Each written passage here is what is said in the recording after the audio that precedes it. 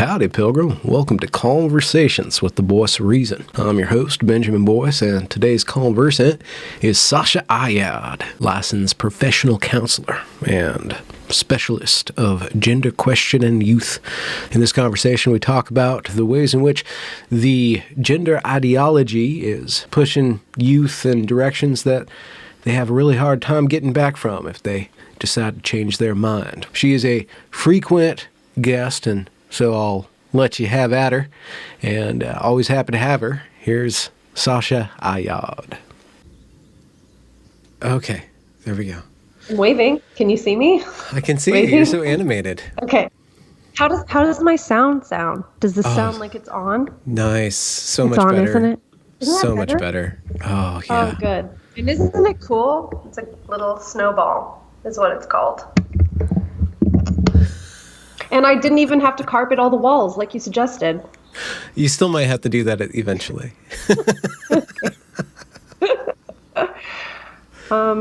Yeah. So, hello.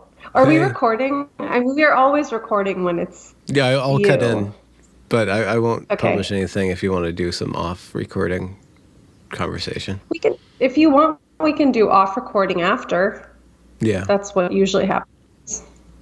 after party. Okay. Yeah. Yeah. In the middle of the day. Okay. I'm here. I'm mentally present now. Where are you? Florida, Arizona, Texas? I'm in Arizona. I'm in Arizona. Is it Tuxcon?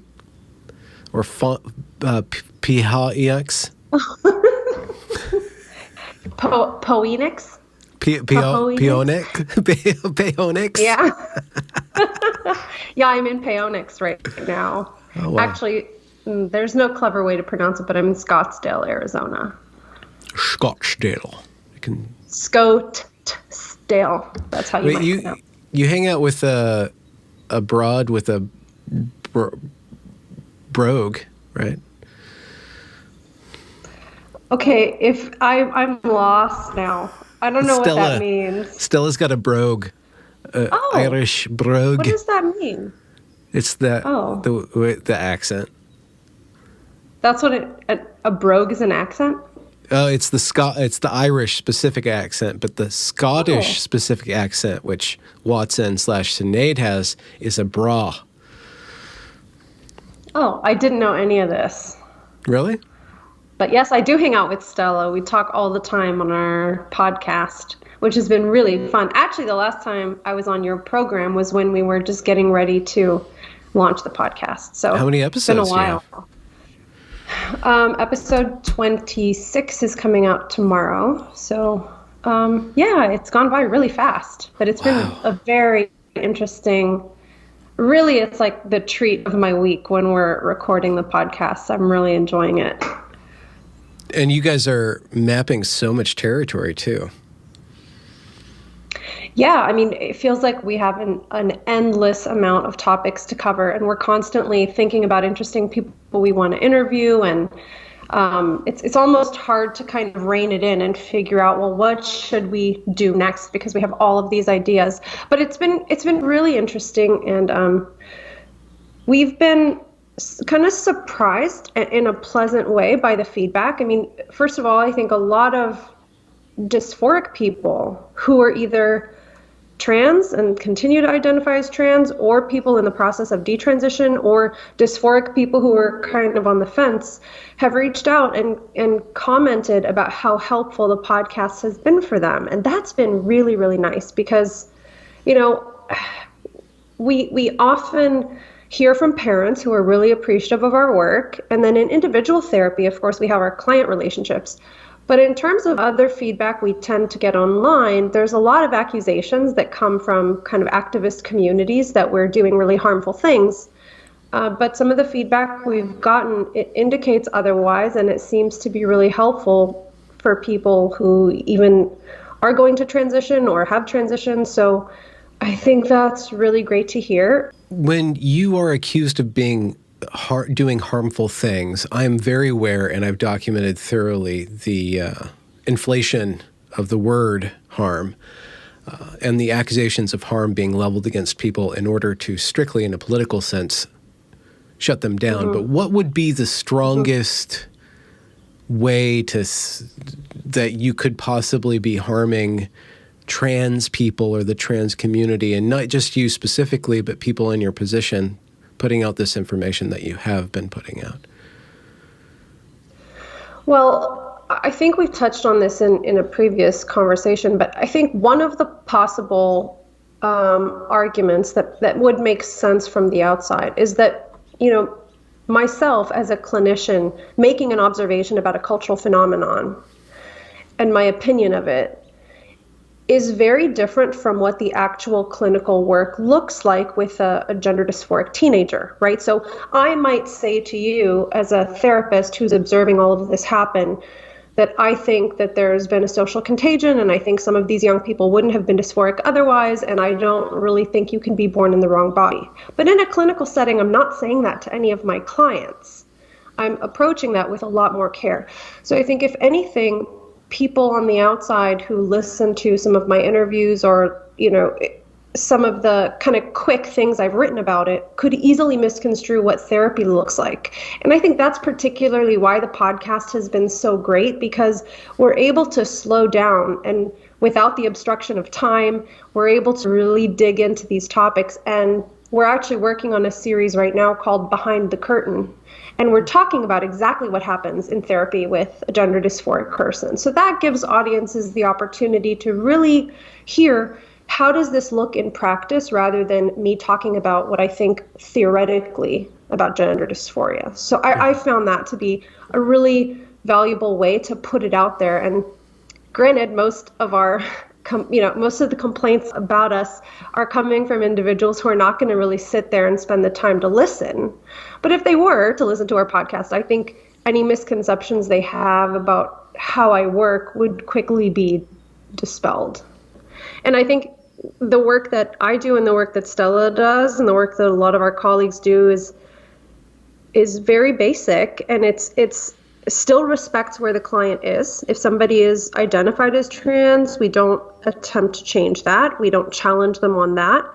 And we just reject the idea that asking questions or exploring with more depth is some kind of conversion therapy. And I've really tried to think about, could I be doing harm by exploring these questions with young people? And as of yet, based on the clinical caseload that I have and the responses I've gotten from my clients and their families, I don't think there's anything about our work that is in any way harmful. If anything, I think it helps to open things up for kids. And whether they transition or not, it's always valuable to be self-reflective and to be curious about your experiences and why you have certain patterns or how those patterns might interact with your dysphoria. So I think all of that's valuable. I mean, not that we always get it perfectly right. I mean, therapists are people too, and sometimes I might, interpret something that doesn't make sense to a client, or maybe I'm off the mark with something, but that's the process. We kind of explore and then check in with the client and see what they think. So yeah, I don't think there's anything harmful about therapy, properly done. Yeah. And you are, I guess it's fair to suppose that you're always doing professional development. And there's probably a Venn diagram of gender-specific therapeutic care and then just therapy in general. And I think we've covered this a little bit in the past, but especially in our conversation with Stella, we talked about, well, how recent is this idea of gender? Therefore, how recent is this idea of gender therapy? And you might be on the front lines, if not yourself, of developing tools specified towards gender, but also collecting as many as possible. Is that fair to say? And what are some of the things that you've been gaining better tools about this particular topic or therapy in general? Gosh, I think when it comes to the current surge of rapid onset, like adolescent onset gender dysphoria, I would say that some of my work is, taking a new approach here. So I think that's fair to say. However, when you look at the literature about psychologists and therapists and psychiatrists who have been treating gender issues for some time, I think many of them have recognized that there are factors that can contribute to a person's gender distress, like family dynamics or, sexual orientation has been known to be an aspect of gender distress for many, many decades. So in some ways, I'm really hoping to build on all of the clinicians and the work that has come from before. But I think the tools that I'm trying to use are maybe more of an integration of different therapy modalities. So I think, there's a component of this that has to do with somebody's relationship to their body. So I try to draw from what we know about, for example, treating eating disorders. Try to, draw a little bit from that modality that's been, there's lots of ways to treat eating disorders too. It's not like there's one standard approach only. But I think, okay, if someone is experiencing some distress with their body, maybe we can draw from some of the best principles there. And then maybe we can also look at some CBT and how we might have unhelpful thought patterns. So I try to draw from different therapy modalities that I think can offer some value to a patient having gender distress. And so it's pretty eclectic, the way I work with young people. So in terms of tools, it really depends on the client, and I draw on a broad range of therapeutic tools depending on who I'm working with, because each client is going to be kind of predisposed to something a little bit different. So I don't know if that answers your question, but yeah. I think it's a pretty eclectic way of working. Is there a spectrum of gender dysphoria or gender distress or gender-based confusion or something like that? A spectrum between it rooted in the body, like really deep discontent with one's body, and then rooted in just this kind of nebulous world of, and what's the, have you noticed like there's a spectrum there, and what's kind of the difference where people fall? 100%. Yeah, I'm glad you bring that up. Actually, we talked about this a bit in our podcast. I think there's a difference between, and I don't want to make it seem like the lines are very, very clear, because of course they can be blurry, but there is a difference between young people who present with gender dysphoria who are really, really similar to the presentation of like a body disorder or body image disorder, eating disorder patient, versus some other young people who seem to be really struggling with other things. Like maybe they're a kid who has felt really lonely and isolated, and gender identity is their kind of way into a sense of community or belonging. They may not necessarily have the strong kind of body dysphoria component. And conversely, like some other young people feel really lost in their sense of identity, and maybe there's something about being gender nonconforming or being transgender that appeals to some other developmental task they have. So I totally think there's, I don't want to call it a spectrum because it makes it seem as though some are more distressing than others.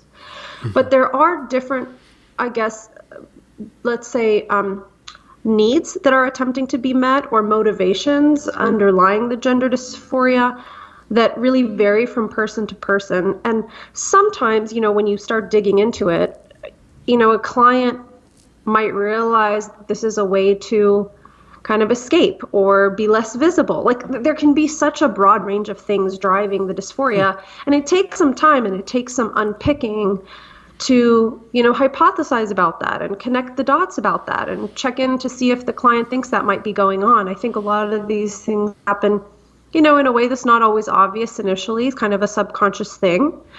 And then through the work of therapy, when you slow down and you kind of create a low pressure environment, you can really discover what is the root cause. And sometimes it's really obviously just a body image issue, like what you said. Is there, I guess, then a spectrum of, I don't know how to phrase this question, but I can see how maybe with the option of medicalization there, is that overrepresented in young people's minds as the next step? Are they always thinking about that? Is that inevitable that they think about changing the body to match the mind if their distress isn't necessarily located directly in a body image disorder or distress? Yeah.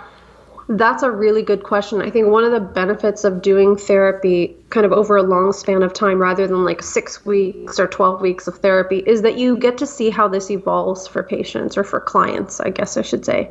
I do call them clients. I don't know. I end up saying patients sometimes. But I think at first, because the kids I work with, at least, they have all come to question their gender through a specific kind of avenue. Almost all of them have started exploring gender identity on the internet and reading kind of like Tumblr posts and Reddit. And all of that, I feel hesitant to call it information, but all of that kind of rhetoric around gender dysphoria really points to the transition process. Mm-hmm. So initially, many of them kind of have that as a built-in next step in their mind.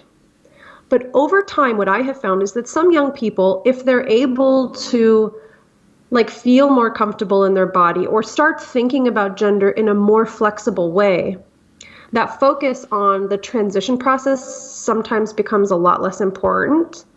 And I think, you see some people who identify as trans or non-binary or something for an extended period of time without really any medical steps. And then other kids rush down the medical pathway as fast as possible. So again, I think this is really individualized, and it's hard to make blanket statements because lots of different young people have become kind of distressed around their gender that I think otherwise, in a different generation, they wouldn't have. So we're kind of capturing like a really broad type of population here, even though, the literature, the little literature we have about gender dysphoria does indicate that many of them have had depressive episodes or anxiety or like some of these common traits, but they're also very, very different and they need to be treated like individuals. So,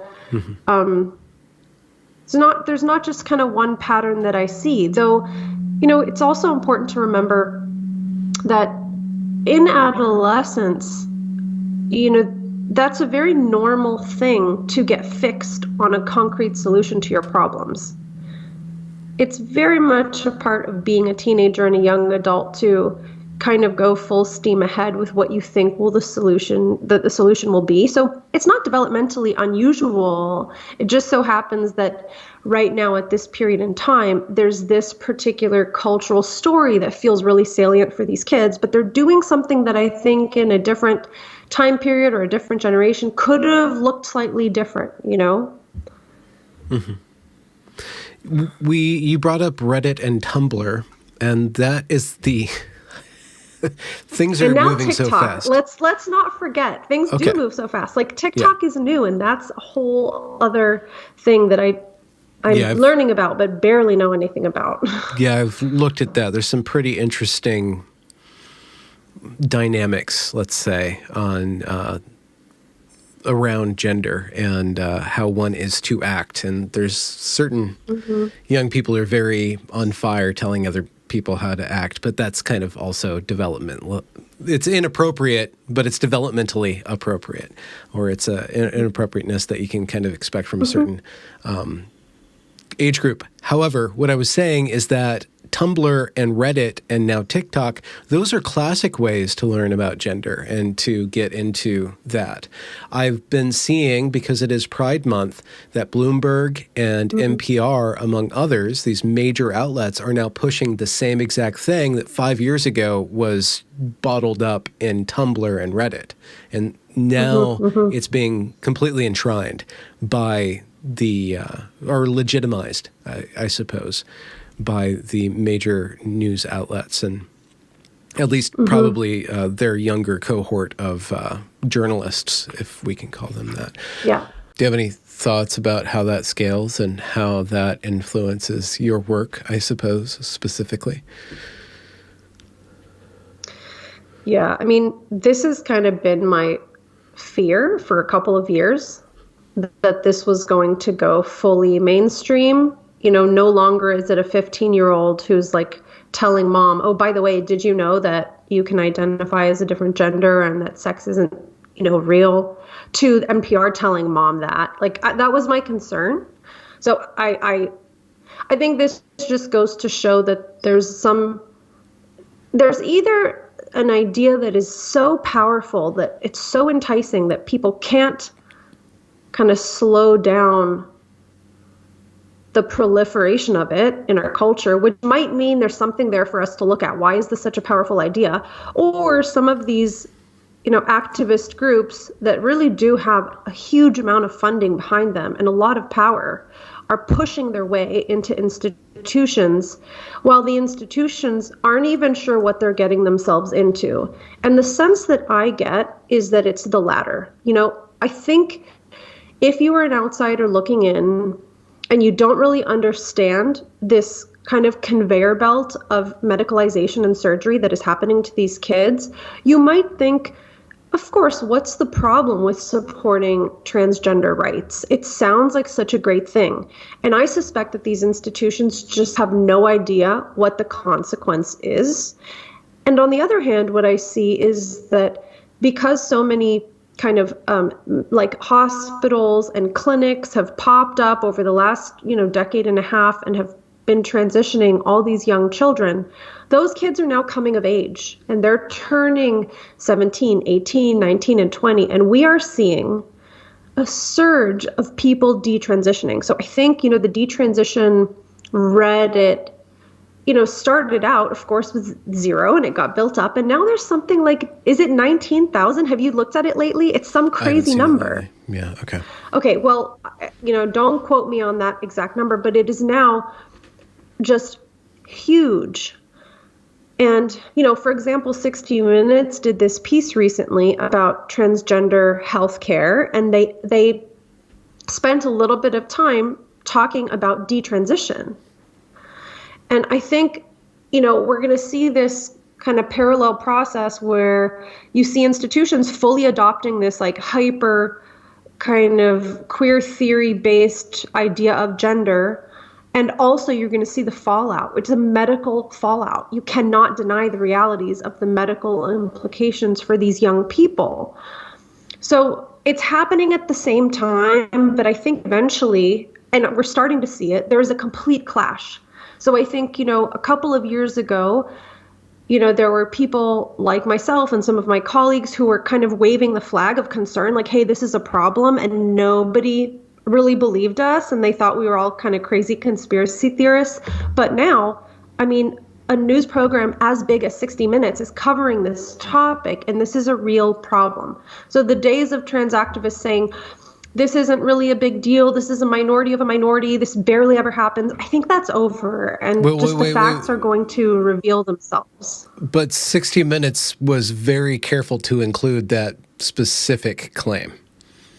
That's true. 60 Minutes, if you think about the position that they are under and they're in, it's very challenging because, first of all, there is all of this legislation right now that states are proposing to criminalize childhood transition. That's a big deal. And they had to cover that in their piece. It makes perfect sense. They have to pull in the cultural context, of what's happening right now politically.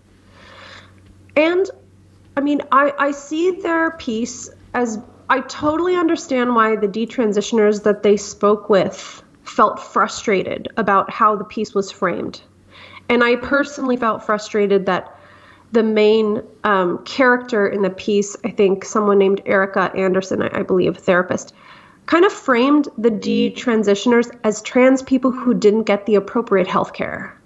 And I thought that was very manipulative. And I don't know if this person said that in order to be manipulative, but the whole point is that actually, no, these are just regular kids who had their genitals cut off. And if you keep saying they're transition people or trans people with poor health care, you're totally missing the mark and you're manipulating their stories. So I had a major problem with that. And on the other hand, I completely understand what a precarious place CBS is in. And I'm really grateful to them for doing the story, even though it didn't cover detransition exclusively. It did, for the first time, I think, in a huge kind of platformed way, gave audiences an idea that something unhealthy is happening with how quickly we're affirming gender identities and transitioning young people. And so I really have to say I'm very grateful that they did that story. And I mean, it's a way of introducing the concept, and I think other news outlets will probably get interested and pick it up. And people who see this program might then go and do some research about what this detransition thing means. So it's a starting point. Yeah, that's been wrestling recently with the phrase trans kids or the trans kid, because once you invent that category, then it seems like, oh, it's always been there, it always will be, it's an actual category. But it's not really a category yet, especially if the child hasn't transitioned. They're not trans. They're going through some sort of identity development. It's not trans. It's identity development. That's right. And then once you trans them, then they start becoming trans. But the category of detransitioned, is a physical category. And it is real situated in the body category. So once that category is passed around in the public, people can't question it and they can't deny it. They can try to reframe it by saying, well, they were never trans, or they're trans people who got the wrong care, but they are literally detransitioned to a certain degree on a medical level. Yeah, that's right. I think that's such a good point, because it's like the word transgender can apply to anybody pre or post medical intervention, but the word detrans is a very specific thing. And it kind of, I'm going to pull something in, like we've created this organization called the International Association of Therapists for Desisters and Detransitioners. You love acronyms, so I do. IATDD. Oh, wait, IATDD. Yeah. Can you pronounce it in your special Benjamin Boyce way? Yeah, to Okay, perfect. So, but anyway, it's a group of therapists who are producing articles and information and trying to educate other clinicians and educate the public about detransition. And one of the things we have noticed, we've had a steady stream of individuals writing in, requesting services. And what seems really clear to me from our work at IATDD, and also there was a recent study, a survey that came out of 237 detransitioners. And what it seems like is that there's always an on-ramp for transition, but there's no off-ramp. There's no off-ramp. The gender clinics can easily start somebody on these medical procedures, but they have no idea how to support somebody if they feel harmed by those procedures or if they want to stop identifying as trans. And it's kind of the same with this linguistic piece we're talking about. Like, transgender is an umbrella term that applies to everybody, but there's no, like, within the affirmative approach, detransitioners are barely even recognized or talked about. So again, it's kind of like everyone is very gladly accepted with open arms, come to like our trans community and come get medicalized. But then once there's a problem, it's hands off. And so that just goes to show something is wrong. And I think there are some clinicians and doctors and therapists who work in trans affirmative care who are actually really open-minded in trying to understand what detransition means and trying to provide care for these individuals. But I think I'm guessing that you kind of have to question the whole paradigm. If you realize that lots of people who were affirmed are now detransitioning, you have to question whether the affirmative approach itself is appropriate. Especially if there's going to be thousands and thousands and thousands of detransitioners. And if you had a survey of 230, and we know that there's a subreddit that's pretty big, and of course not everybody that follows it is a detransitioner, and maybe there's a lot of people who are against that, it's all blind on Reddit. But if we fast forward the push from Tumblr and Reddit to the mainstream platforming this, getting parents on board with this, getting society at large on board with this is something that's not even possible, but probable, likely. If you go through and you calculate, well, 1 in every 100 people is trans, and you just make that a fact, then there's that entire industry, and maybe 1% of that 1% is detrans. Then even if detransitioners are being used by so-called conservative people to harm or denigrate or restrain the rights or reverse the rights from trans people, even if you believe that, in the very, very least, the medical industry needs to have set aside tools to help those people. It can't just be a Hot Wheels ramp where you just push you load up the little car, you push it down, and then it just goes off and you're done with it.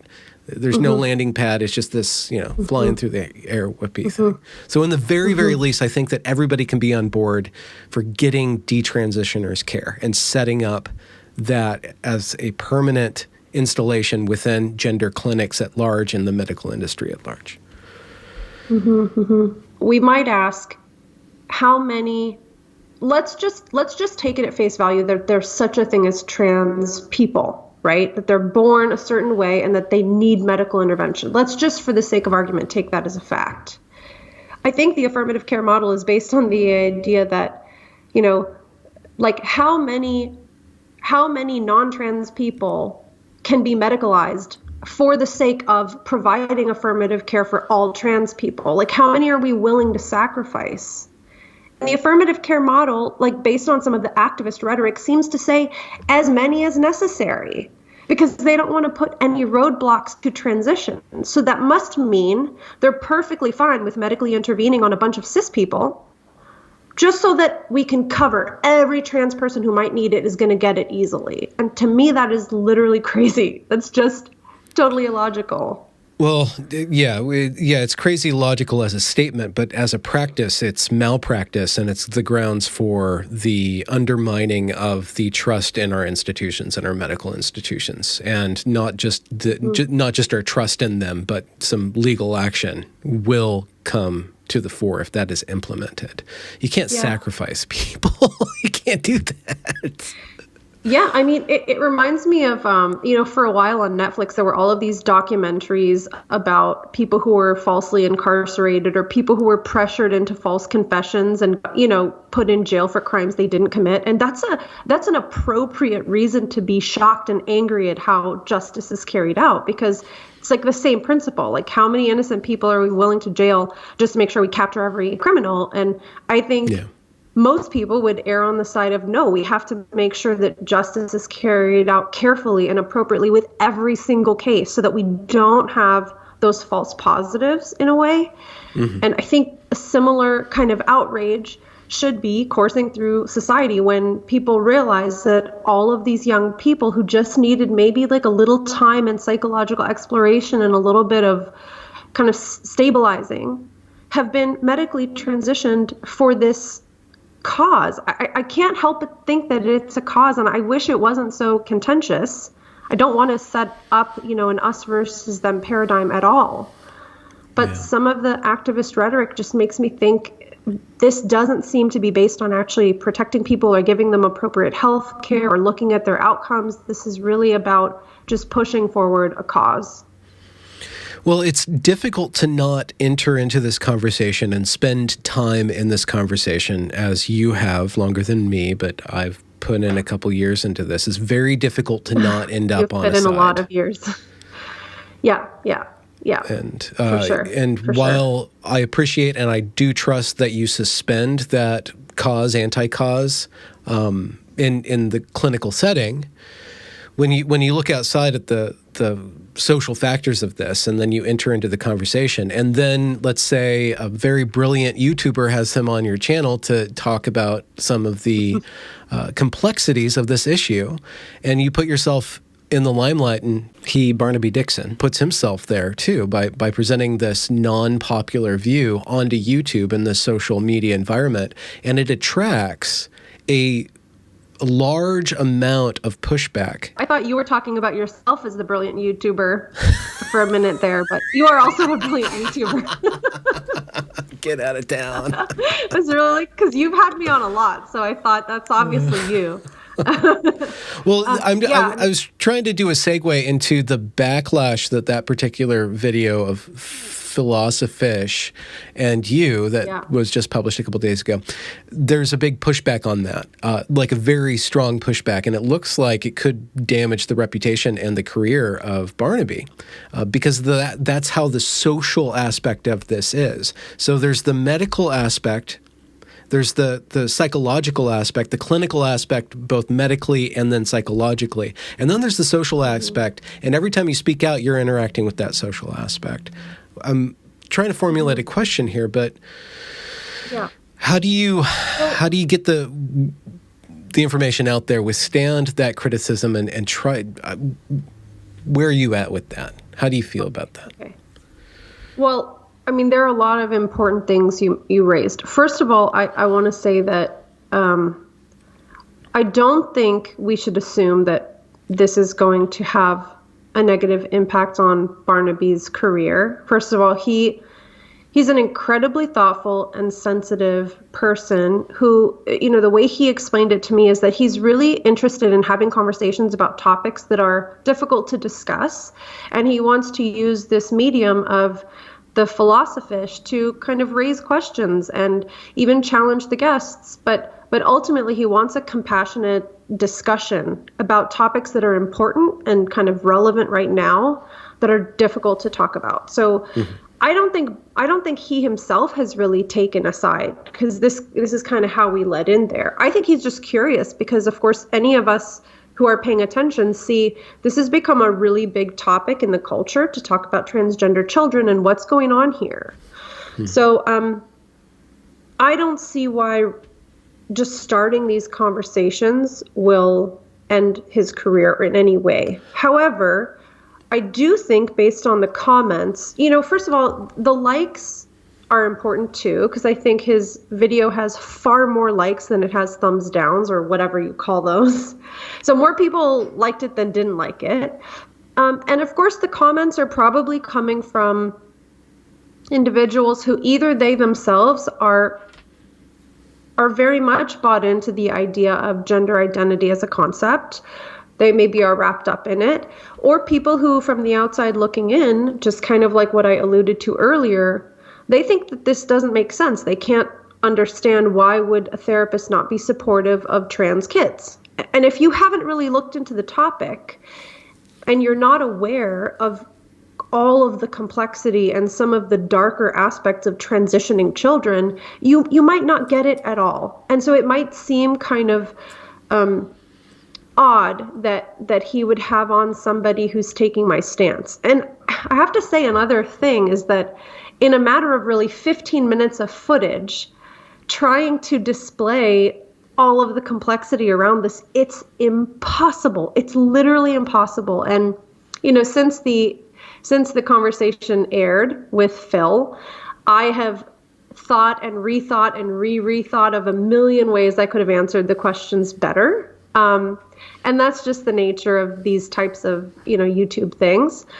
But I think he's kind of opening up the conversation. And if people don't agree with what I said, I don't think they should take it out on him. I think they should, propose other guests that he could have on, or, go look at some of the work that I do if they find that I'm, so dangerous, and see what I really say about things. I mean, again, a 15-minute clip is not going to properly express all my thoughts around this. So I was surprised to see the feedback. I was interesting, but I do think most of the people responding just have no idea what's happening in the world of childhood gender dysphoria. They just don't know. They don't know. Mm-hmm.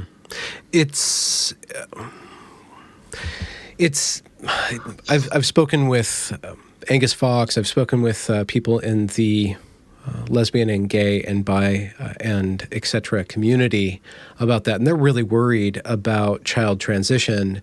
And once we add up the corporate push for pride, and by corporate, I mean every major company and all the news outlets. And then within pride is this world of gender, and then within this world of gender is medicalization, and within that world of gender medicalization is the medicalization of children, and within that is some false positives, in the very least. There are children who are being separated from their genitals when they don't have to be. That is a fact that's happening. Yeah. That is such a strong, powerful thing that most people will have a very negative reaction to that. And that's all linked up to being gay and lesbian because of the whole pride thing. So the abuse of children the unnecessary medicalization of children and the manipulation, if not mutilization of their bodies, is now being linked in the public eye to gays and lesbians. It's very worrying for a lot of that community, and I suppose in the process of you communicating this and us communicating this and standing up against this push for acceptance, which comes from this lineage of civil rights that is a part of our country. And we've done a lot of good things to end up on the right side of history, so-called, in our progressive stance. This is going too far. So it's counterintuitive to the American liberal, in the very least, to resist this thing that's wrapped in a certain flag of acceptance and tolerance and progressivism. Yeah. I mean, I think you said that really well, and I agree with you. And I get really curious about the way medical technologies become available and ubiquitous, and how they become part of the rhetoric around civil rights. There are, is it a civil right to have your health care covered? Is it a civil right to be vaccinated for polio when that, is a disease that wiped out God knows how many people? But we have the technology now. So is it a right? And I totally agree with you. I mean, obviously that's why I'm here talking with you, and I'm talking about this all the time. But I think that what scares me is it might be possible for people in this mindset to think these medical interventions are a civil right. They're a human right. And that's kind of how the transgender movement, I think, has been successful in pushing this childhood medicalization idea. So I'm skeptical that, I think on one hand, people will be shocked to realize that there are young people being medicalized who then regret it. But I don't think the process of medicalization in and of itself is going to shock everybody. I think it's kind of part of our concept of what we are owed by a medical system that can provide these things to us. Does that make sense? Yeah. You make it sound like a handicap parking spot or a ramp. It's the right for access, somebody in a wheelchair to get inside and outside of a building. Right. In the same way, it's the right of, if we have the opportunity to alleviate distress by this complex medical procedure that we're still, that's still in experimental phase, at least with children. Is that fair to say that it's still in experimental? I'm glad you brought this up, because this is something I was hoping to talk about. I mean, Stella and I did a couple of episodes about the medicalization and the history of medical intervention for gender dysphoria. And it was fascinating because anybody who studies this or is one of those kind of parents with a PhD that Stella talks about, you realize that there's actually an avalanche of information to sort through, and it's very complicated. So when we were doing those episodes, we really dug in to what are the foundational studies on which the whole enterprise of medicalizing children are based on. And it was really interesting to look at these Dutch studies and realize that this whole thing is based on 55 kids. They studied 55 kids. They had an original 70 that they put on puberty blockers, and then they took 55 of those 70 and studied their long-term outcomes over, I think they tested them around age 13, 17, and 20-something after sex reassignment surgery. And this whole thing of blocking puberty and putting kids on cross-sex hormones is based on one study of 55 kids, and the outcomes there will surprise people. First of all, one male to female trans person died because of surgical complications. So if you crunch the numbers, that's 4.5% of male participants died. 2, the researchers conclude that it doesn't actually alleviate gender dysphoria. So these young people who were medicalized all the way still felt gender dysphoric. And they claimed that there were some overall, better reports of better functioning overall, but If they still have gender dysphoria, then obviously this is not a good treatment for gender dysphoria. And if there are other mental health distresses that were alleviated by this, you have to ask, well, what else could have alleviated that distress? If the surgeries didn't fix the dysphoria, why are we doing all this? And if a participant died from surgical complications in a small cohort of 55 people, don't you think we should really pump the brakes before we roll this out in like every American hospital? So and it's funny because the Dutch researchers who originally pioneered this type of intervention, first of all, they had a very thorough screening process. They only used these interventions on kids whose childhood dysphoria worsened by the time they were approaching adolescence. And since all of these clinics in the US and the UK and all over the Western world have been implementing the affirmative approach, the Dutch researchers actually have spoken to the media and said, please stop misapplying our research. The cohort of dysphoric kids now is very different than the cohort we studied, and we believe that our research is being misapplied to populations that we don't actually know if this is good for them. So to me, the fact that those researchers have made this plea, and that hasn't been on, the ACLU Twitter page, like we should be concerned if we're misapplying medical interventions to a population that might be harmed by them. So the fact that nobody's talking about that except for, a few of us at SEGM and other parent groups and organizations, like what's going on here? Why is this not being shouted from the rooftops? These are children. Yeah, what you said, 4.5% of male participants died, but 40% could have committed suicide, right? Isn't that the counterfact, the suicide fact, this 40% or something very large? Yeah, I mean, that number, first of all, that number came from a survey that was done after the Dutch started this puberty blocking treatment. They don't cite suicide statistics, if I'm remembering correctly, in the Dutch papers.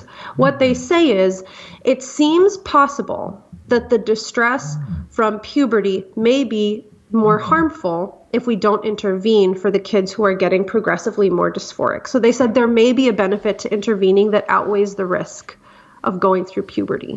Okay, so the Dutch study was not about suicide. The survey that suicide number comes from was a self-report survey that asked individuals online whether they identify as trans, and if they do, have you thought seriously about hurting yourself or suicide? I don't remember the exact phrasing. But it's important to keep a couple of things in mind. First of all, the survey, it's called the Transgender Health Survey. It was like the largest survey of trans people in the US, I think.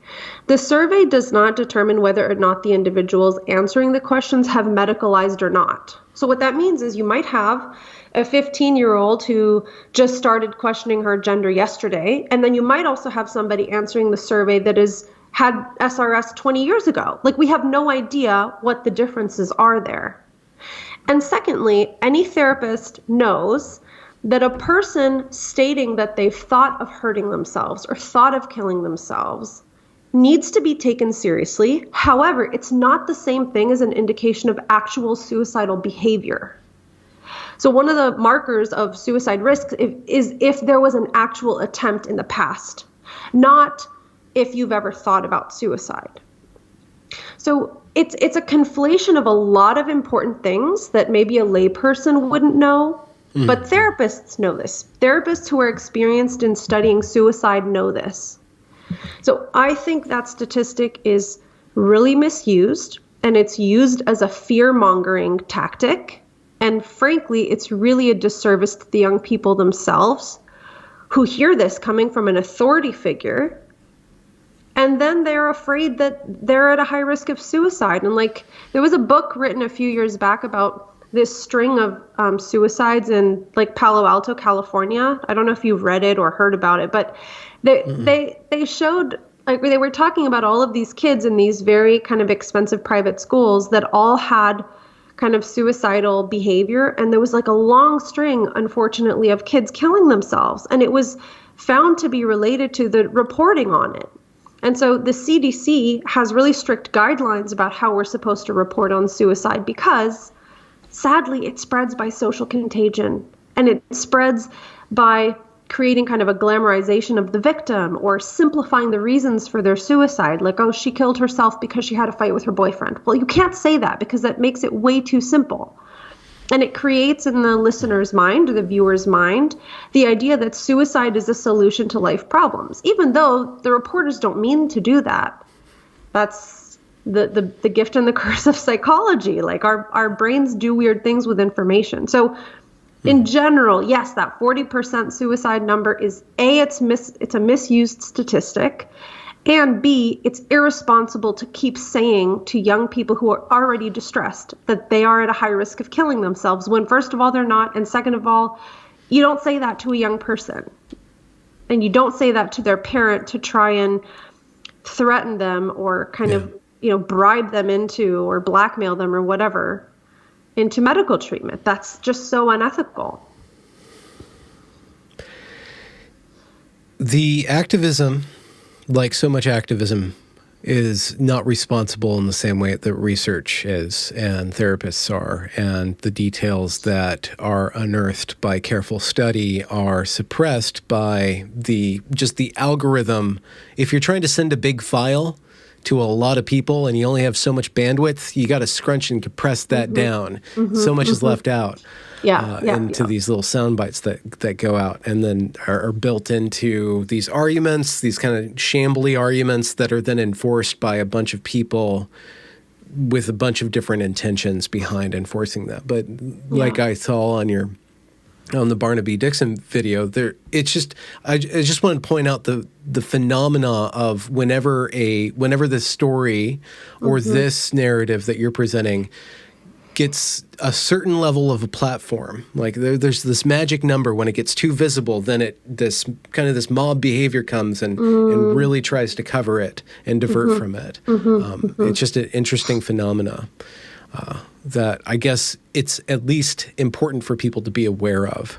That is kind of how it works. And I didn't mean that Barnaby's going to lose his job, but he's putting it at risk.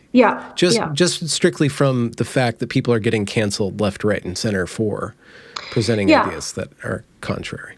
So I just wanted to say that there's a certain level of bravery that is needed to actually stand up for that, and that's probably why a lot of people don't speak about this particular issue, as well as a lot of other progressive issues, because of the chilling of speech and the consequences are projected to be pretty high or possibly very high. Yeah, I think that's right. I did. Whenever I go on people's programs, which I haven't been on many, but I always feel a little bit protective of the person because I don't want anybody to kind of get in trouble for having me on. You're already in trouble. You've been in trouble for years, so I'm not worried about you. It's part of my brand to get in trouble. Yeah, that is part of your brand. But you're right. I think it took a lot of bravery. Whether he knew what the backlash would be or not, I think the fact that he's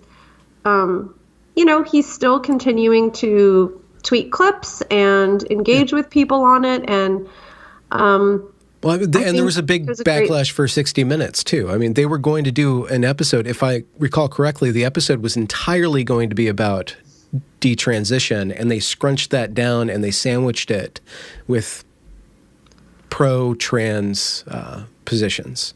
So there's a lot of pressure that's applied to suppress the complexity and the consequences of this issue.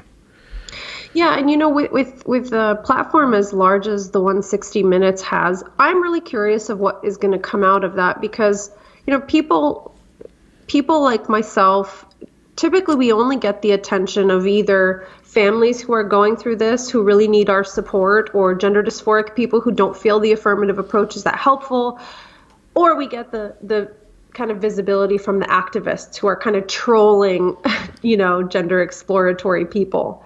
But 60 Minutes is reaching a huge swath of audience that literally knows nothing. And I think the way they presented their story, even though they couched it within the need of ensuring trans people continue to get care and that trans kids can have interventions, I think the fact that detransitioners have had the experiences they've had is going to be a wake-up call for a lot of people. So to your point, I do think that there's a lot of pressure, but I get the sense that 60 Minutes is doing just fine. And when you're like a small person like me, the activist pressure can be really scary. But when you're 60 Minutes, I wonder if they feel insulated from that. I mean, I wonder if they've had a lot of support. I know, after the piece came out, I think we've had more contact on IATDD for people who are detransitioning. So I think stories like that are going to resonate with people who haven't felt like their stories were heard, or even therapists who, agree with Erica Anderson or some of the WPATH clinicians who actually think we should be a little bit more careful. Like, I don't agree with everything Erica Anderson said, but, she did express some reservation about just rushing everyone through transition. That. So even people who are, for the most part, on board with affirmation might see some of their concerns reflected in the program. And I think that's a good start. Again, I think it's a starting point. It's not the end point. Mm-hmm. And so there's reason to have hope or faith that it will be self-corrected. I mean, it's got to self-correct eventually, but do you see it being self-corrected sooner or later at this point in history? Well, I think what might happen is that as more reasonable people start to have concerns about this, and more people who otherwise didn't know what's going on are asking questions or raising their doubts, if the activist clinicians just keep doubling down, they're going to show their cards as being really ideologues and a little bit crazy. And so that might be what brings the house of cards down, and maybe move towards a much more kind of like reasonable, care-based model for gender dysphoria that is not just get them on medicalization. So I think if people within the affirmative care field don't appropriately respond to this, people will start to kind of realize what's going on. I hope that's true. I'm concerned that they're going to chalk it up to part of the gender journey, well, you medicalize at 13 and now you're 18 and you're detransitioning, but that's all part of the beautiful gender journey. And that's what I'm worried they'll do, try to spin it. Kind of like what Erica Anderson did by saying that these are transgender people who didn't get adequate care. So that's my worry. And if that catches on more kind of societally, if people buy into that, then I'll be worried about what that means. It's kind of Orwellian to kind of say that these people are actually trans people that didn't get the right care, or to say that this is part of a, quote, journey. I mean, it's really very manipulative, and it's scary. Well, welcome to the postmodern world. I know. I try to be, I have a very good friend and colleague who always says the truth will come out. The truth will come out. Because I do get very worried and a little bit nihilistic, not about life in general, but just about how can we, is this solvable, And so my friend always says the truth will come out. So that's what I'm hoping for. Do you have any other opinions? We can nope. just end of the episode, just bucket list of controversial issues. I just wonder if you want to venture into patriarchy or. To be honest, throughout the course of a regular week, all these ideas will come into my head and I'll think, ooh, I should talk to Benjamin Boyce about this sometime. And then they all just, when we're actually in front of the camera, my brain is now an empty vessel. Wait, can I ask you then, when you think of me in your head, do you say my last name? Do you think of me as Benjamin Boyce? No. When you're walking your dog, your cat. And I wonder if I should send this footage to Benjamin Boyce when you're filming. I'm going to send you a video of me walking my cat. You could stick it at the end of this, okay? We can? Yeah. I'll put it at the beginning. I've been doing it at the beginning. If it's a minute long. Yeah, I think it's less than a minute. I think of you as Benjamin, but I mean, I don't know. I don't know other Benjamins. so you're just Okay, the good. Benjamin. Okay, I was just wondering that'd just be weird if you referenced me by my last name in your head. But did you have any other thoughts about any other controversial issues having to do with gender or not? Well, can I plug a couple things and then get back to your Yes. question? Okay. Yeah. So, some colleagues and I are working on an organization that is going to be kind of like a networking organization of therapists who try to work with gender in an exploratory way. I mean, on one hand, patients or clients who are looking for help around this issue are having a really hard time finding therapists who use something different from the purely affirmation model.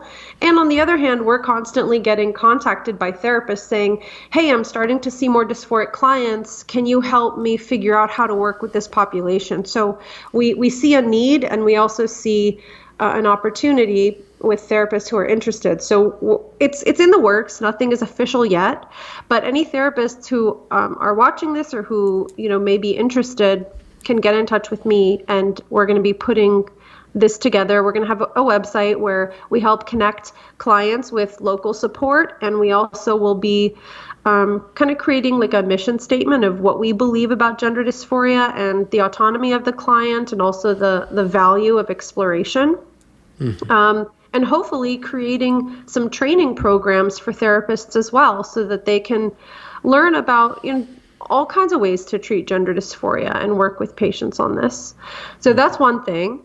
Another thing I'd like to mention is GenSpect, which is an organization of parents. So it's international. They're parents from all over the world, and they have organized to try and bring some public attention to the issue of childhood transition.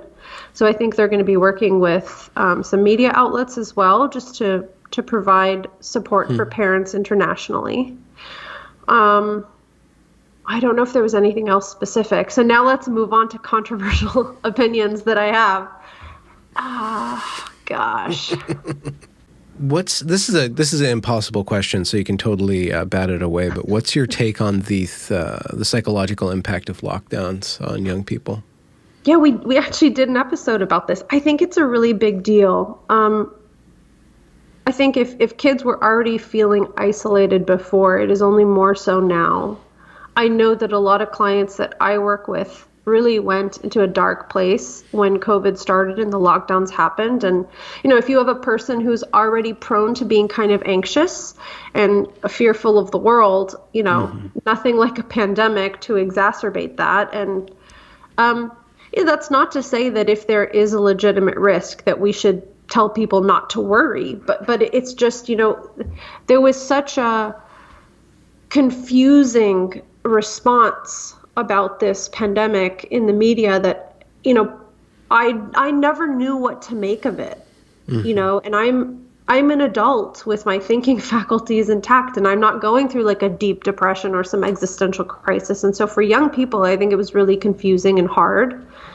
And just generally, I'm pretty sure it's not great for humans to be afraid of each other and to be afraid of strangers. And I wonder, how does that impact us collectively when for so long you were kind of taught and told to literally be afraid of people? And I'm guilty of it. I mean, I remember when this first started, going outside for a walk, I would cross the street if there was another person. And of course now I'm not doing that, but man, the level of fear that it instilled in us for other people probably can't be great.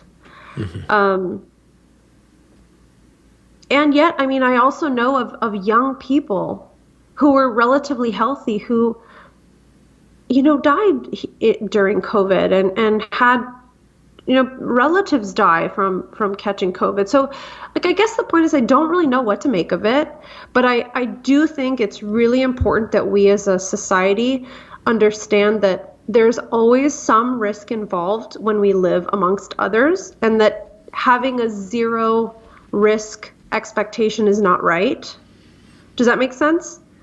Why isn't it right to have a zero expectation? Because we don't have that happening for anything else. We don't have that for anything else. Yeah, but why can't we just want that? I mean, why can't we just have that?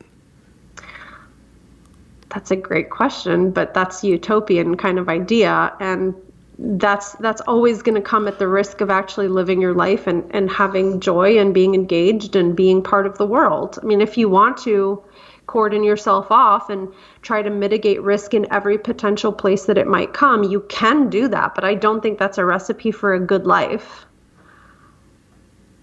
The psychological impact of expecting a utopia or even demanding a utopia has the fallback of a narrowing of your interaction with the world. So. Yeah, for sure. It creates like a fundamental distrust with anything that's outside of yourself. And that is kind of a recipe for paranoia, and it's a recipe for isolation, and like isolation is not good for people. I mean, I know you're almost asking to be not facetious, but you're kind of trying to understand, well, why can't we? Why can't we place risk as the number one factor that we consider in our decisions? Isn't that the human right that we're all after? A risk-free existence. That's the human right. There's a book I read called, oh God, I'm not going to remember the name, but it's by I think it's by Atul Gawande. It was about the care that we give to geriatric patients and like older people in like retirement homes and things like that. And he was talking about how safety is the number one factor that is always considered, but that totally comes at the cost of the autonomy and sometimes the dignity of the older people who are living in these places. And it was a very interesting exploration on aging and, you know, the fragility of old age and how our medical institutions are kind of set up to prioritize certain types of values like safety. And it is an important value, but is it the only value? And what are some alternative values that could be valuable? But yeah, I mean, that's a good question. Like, why don't we make having a perfect risk-free existence our number one priority? And personally, I wouldn't want it. Well, don't we see that kind of in the safetyism, so-called, that was explored by Haidt and Lukianoth and Twenge in iGen, and then coddling of the American mind? Like, once you start to set safety as the value, you actually start to create weaker humans in a way, more fragile or less anti-fragile human beings because of the expectations that they have. And it never really gives you the opportunity to grow beyond where you currently are, right? So when we do challenge ourselves or when we experience difficult situations and overcome them, right? Because I mean, that's the thing. If you experience difficult situations consistently and never find yourself able to overcome them, I don't know if that's necessarily a growth opportunity, but when we are able to overcome difficult situations, that's when we expand our concept of what we're capable of. That's very, very powerful. And that's an important aspect of, you know, psychological growth and self-esteem. We talk about self-esteem a lot, but that's a really key component of it, is to kind of trust yourself that even if you're challenged, you can figure it out, or you will be able to do it or overcome it. And that creates a locus of control, which is more inside of yourself rather than being the victim to everything that is a circumstance around you, or being a victim to whatever's imposed in your life. If you have a sense of feeling confident that you can have some control over the outcome, that's valuable.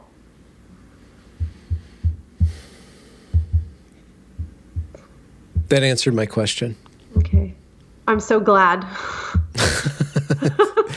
I think we've done all the plugs. Do you want to have an after party, or is there anything else you would like to tell the audience at this time?